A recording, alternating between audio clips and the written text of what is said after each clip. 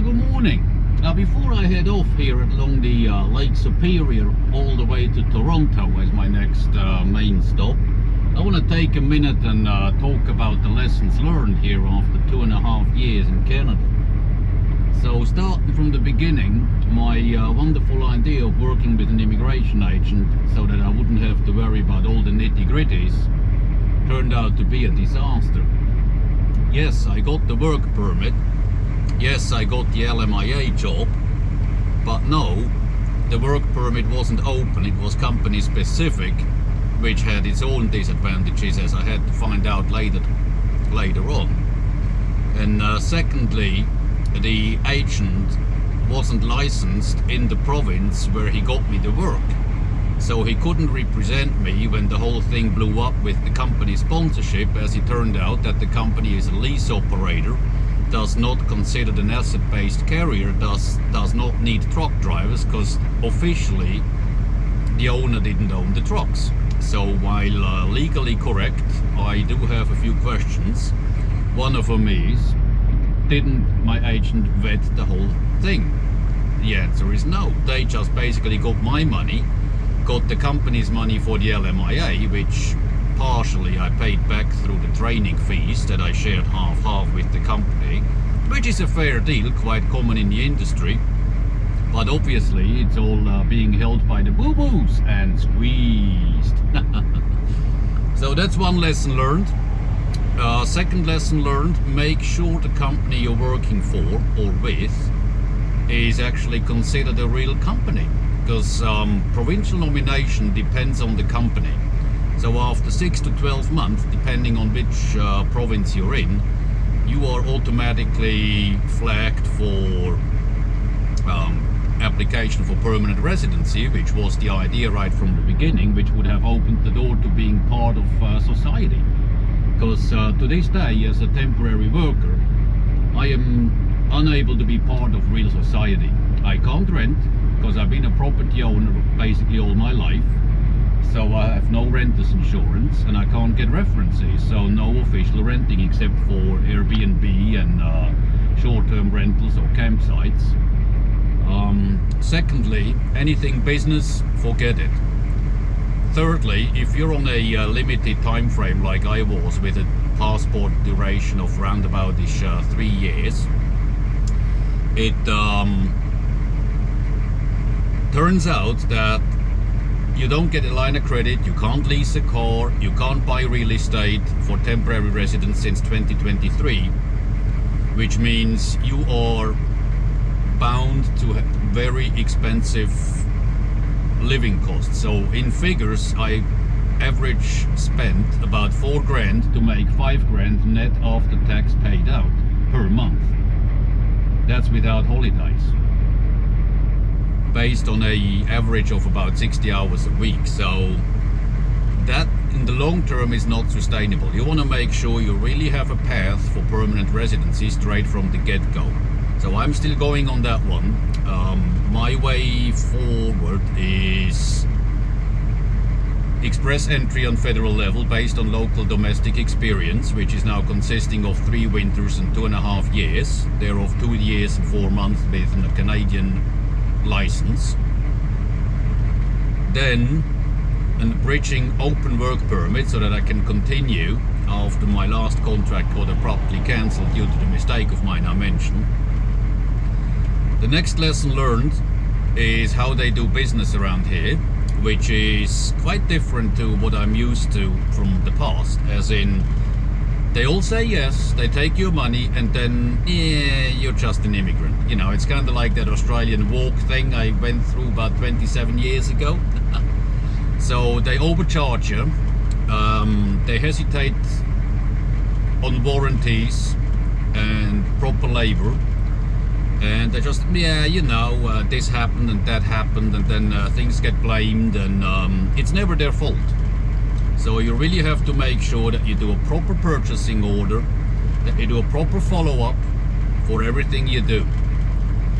Bank-wise, I started with the newcomer package with the Royal Bank of Canada, as I mentioned in my previous videos, which was a good start. It got me into this North American building credit thing with a MasterCard I had for about 1.5 years just to get into there, and then I got rid of it because they augmented the fees, and I'm not willing to pay a few $100 a year just to be part of the system. When I closed the account, the lady was halfway honest, and she had her computer screen turned in an angle so that I could see it. And there was a field up there that kind of like caught my eye, as in net worth, double point. My net worth was around about 17k at the time. And I asked her straight off the bat, said, look, how much net worth do you need to be considered a real client that is allowed to go past the wall, you know, the front counter and talk to halfway professional? Oh, 100k. Okay, good to know. So again, temp resident, relatively short validity of the passport, forget it. You are a nobody, no one cares, no one helps. You're on your own. So there I go, I fix it, and I shall take off here from Lake Superior and head towards Toronto. It's another 20-hour drive. So I'm now on a 5,000 kilometer commute, going home and starting life over at 50, which brings me to my last point of lessons learned: watch your age. I came here at 47. 53 is the ultimate limit. I'm now 50, and quite honestly I struggle on the workforce market, because obviously things have changed over the last few years, as we all know. And as you've seen on my previous videos, I got caught up quite well in that whole pandemic thingy. So it's still on the outskirts of fixing it, and I look forward to getting that done. I'll talk to you then. Enjoy the drive.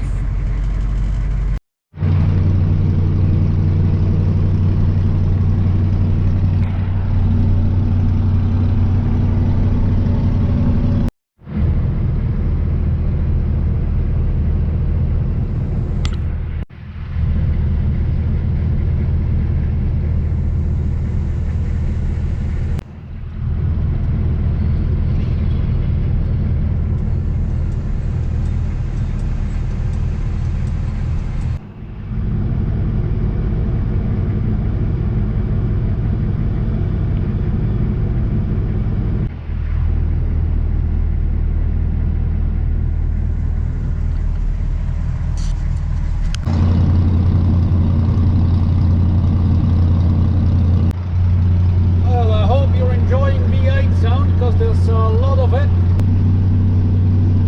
The hot center of Canada. So we've already passed the longitudinal center of Canada. Now we're coming to the hard province.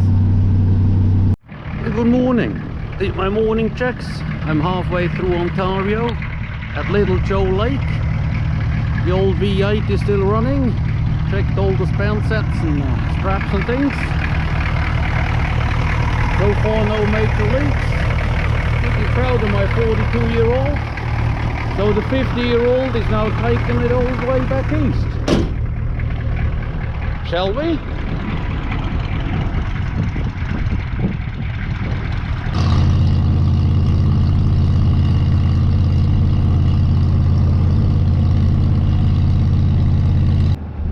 Welcome to Thunder Bay.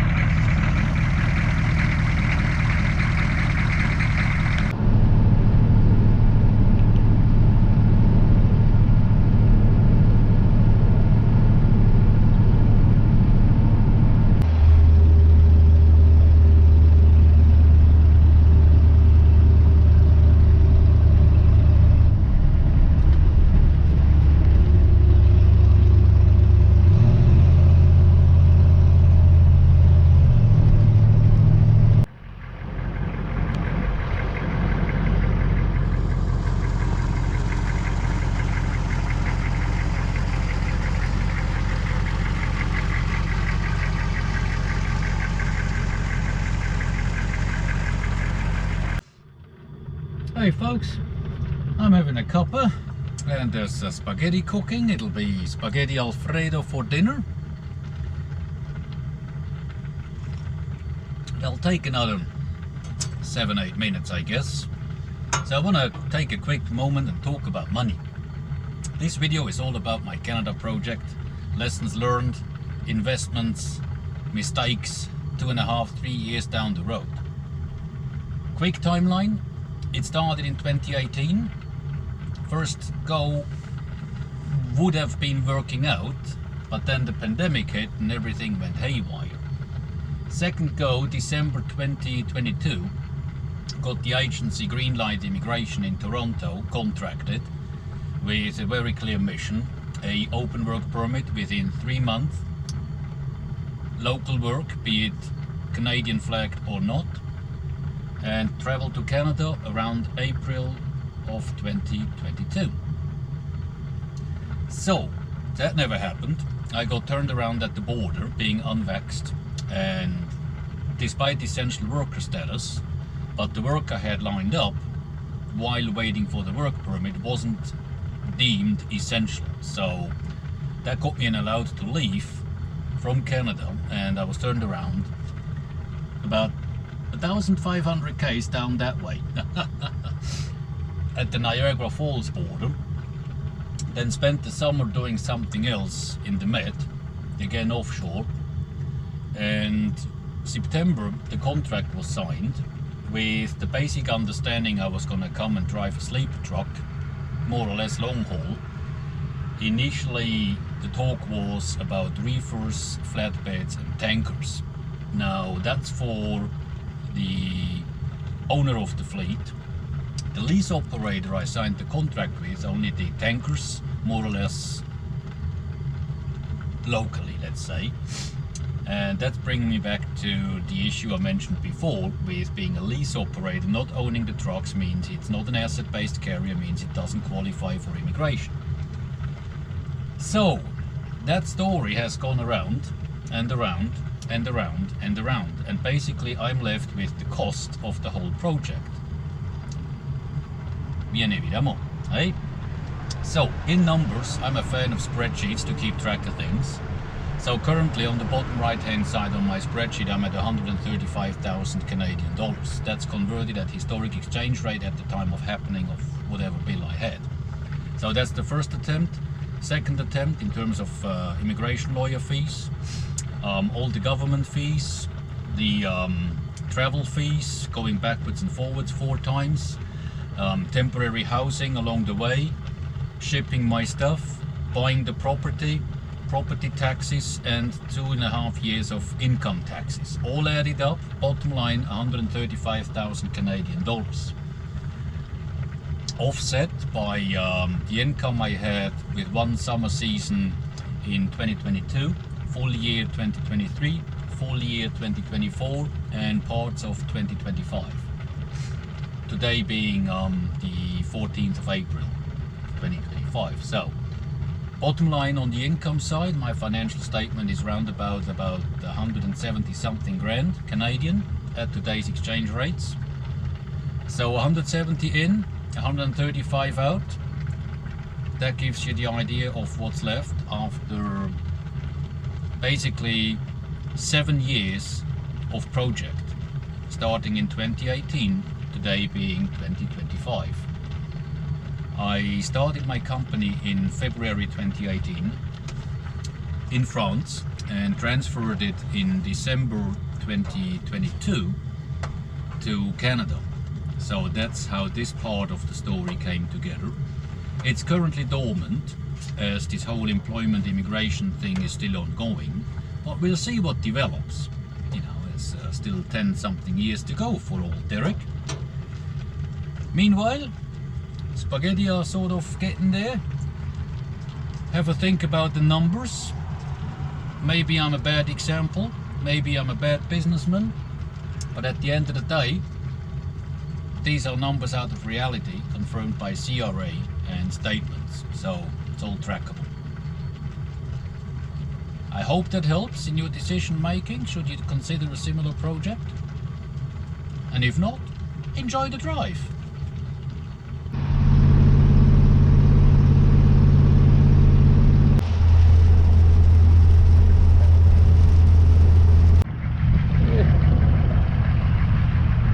have to fix that, I guess. One of the supports came. Well, I guess that looks better. All freshly strapped. There's a gentleman that pulled over. I mean, you know, this is Canada.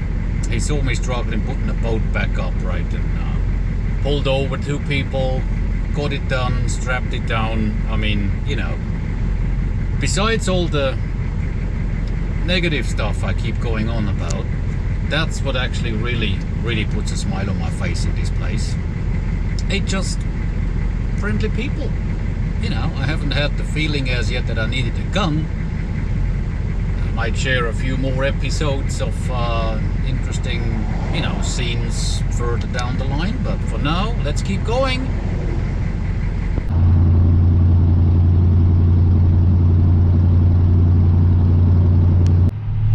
Well, I'm not used to this anymore. Look at that. There's about a 12-lane highway going backwards and forwards. Haven't seen that much traffic in years. Being out in the prairies, I feel a bit out of touch here. Amazing, you get cut off, people are stressed out. What's the story in this city? Bloody hell. Oh, they're crazy in this town. You can go to rehab on the left, advertise your business straight ahead, get a new tire, and go to the psychic on the right. What a mess!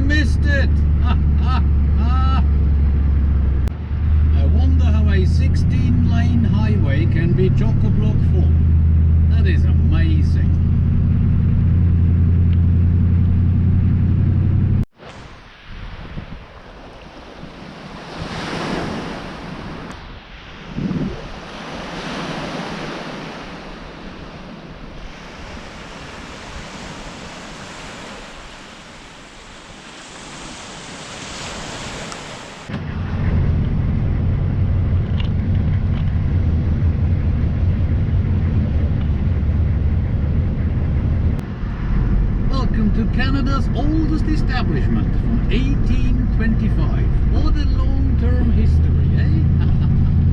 But at least they have brick buildings around here. Not bad, not bad. I'm in Eastern Ontario, heading towards Quebec. I'm about 4 hours away from Montreal for my Tuesday appointment for the passport. And on my sat-nav I chose avoid highways, so that's what you get. You know, unsurfaced roads, just in the middle of nowhere, in between different small little villages, sleepy towns.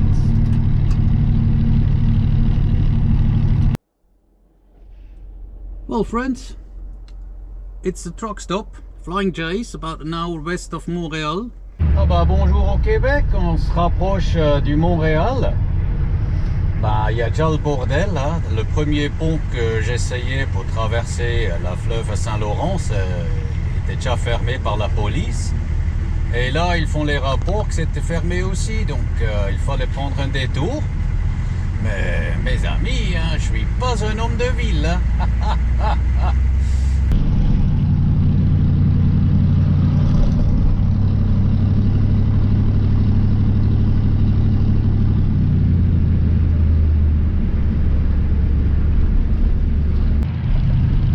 Oh là là, quel bordel dans cette ville.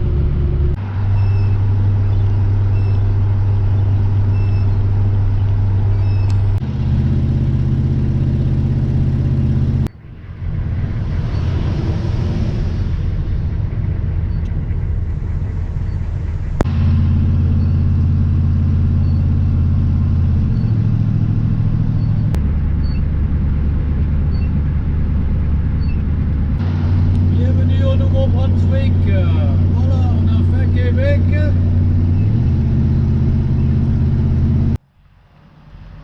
Well, this is the Shell truck stop in Edmundston, just after the New Brunswick border. That's where I stood about 1.5 years ago.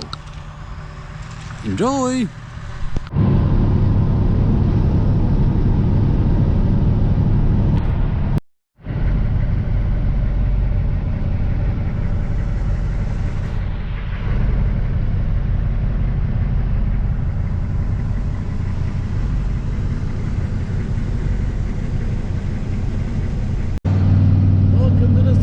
River.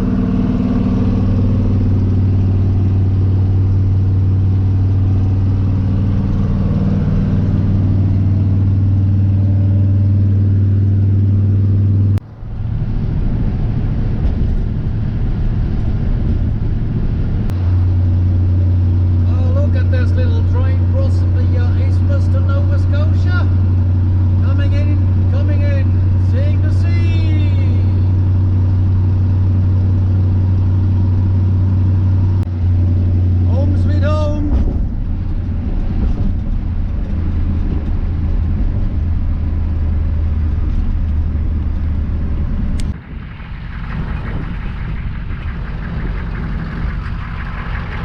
Picture of proof, my friends. Picture of proof.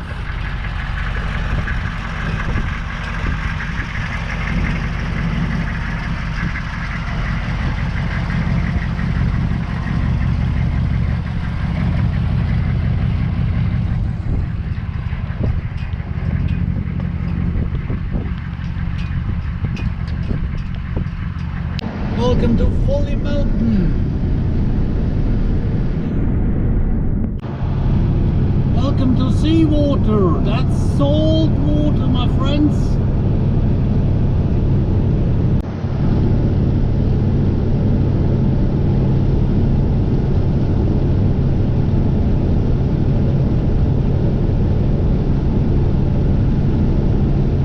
Boats! I see boats! Hallelujah! Home sweet home, ladies and gentlemen. Home sweet home.